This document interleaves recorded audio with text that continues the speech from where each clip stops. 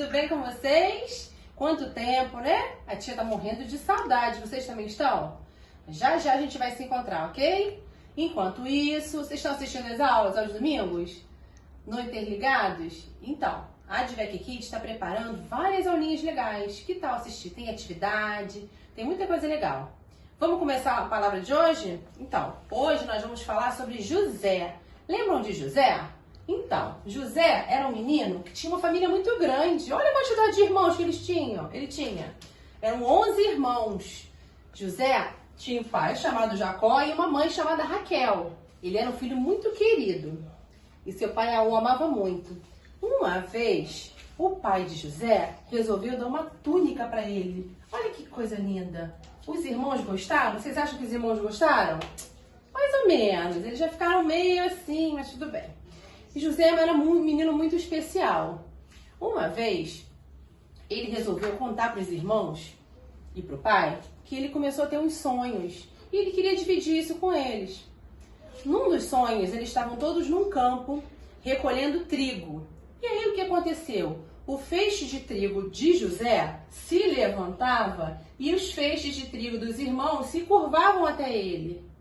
Esse era um dos sonhos. No outro sonho, eram 11 estrelas, que é a mesma quantidade dos irmãos dele, né? Tinha o sol e a lua e todas as estrelas se curvavam a ele. Os irmãos não gostaram nada disso, desses sonhos. Que coisa estranha, estrela, lua, a gente se curvando para ele. Eu, hein, José, sei não. E aí o que aconteceu? Eles ficaram bem bravos com José. Um certo dia, eles foram pro campo para cuidar dos bois, dos animais do pai.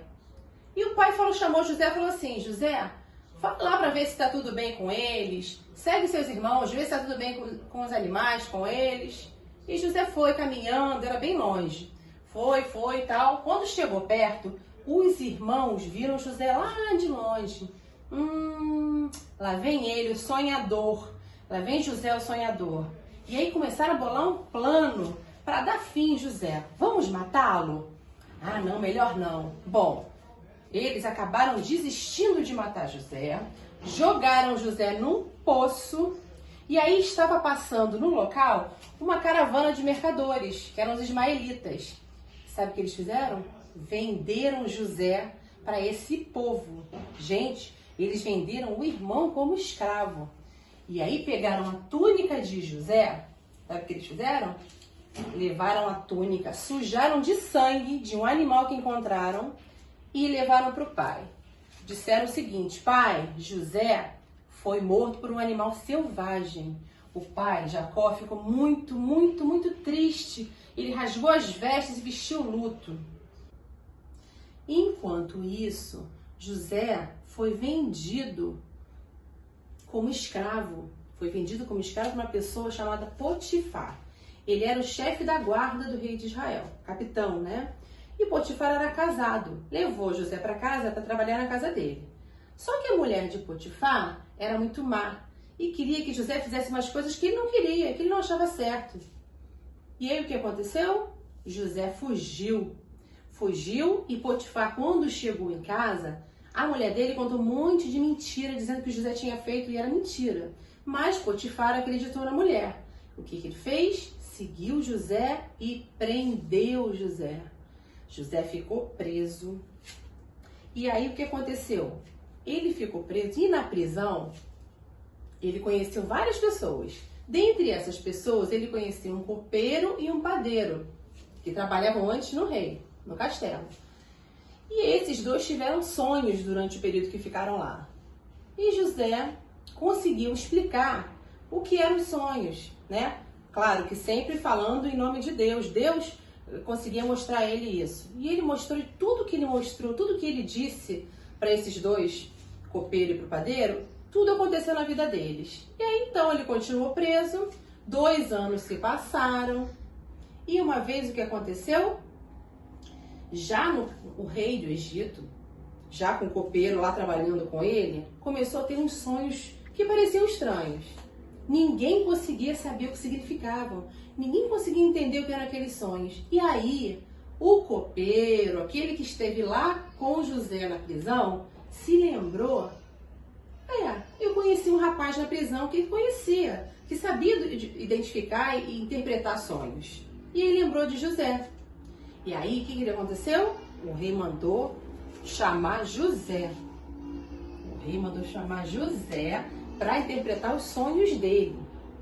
E aí ele começou a contar dos sonhos e José falou o seguinte: por meio dos seus sonhos, Deus está me dizendo que vai acontecer o seguinte: por 7 anos aqui no Egito vai haver muita fartura, muitos alimentos, só que por outros 7 anos vai acontecer muita escassez de alimentos. O que é isso? Não vai ter alimento para comer, vai ter muita fome. Então eu recomendo ao Senhor, ele falando para o rei, que o Senhor encontre uma pessoa muito inteligente, que essa pessoa tenha uma estratégia, bole uma estratégia para poder recolher durante os anos de fartura uma parte dos alimentos que tiverem sido produzidos aqui em toda a terra do Egito. E aí o rei ficou tão satisfeito com essa interpretação que José deu. Sabe o que ele fez? Ele falou: bom, então essa pessoa inteligente é você. Vou nomear você como governador do Egito e você vai tomar conta disso tudo para mim.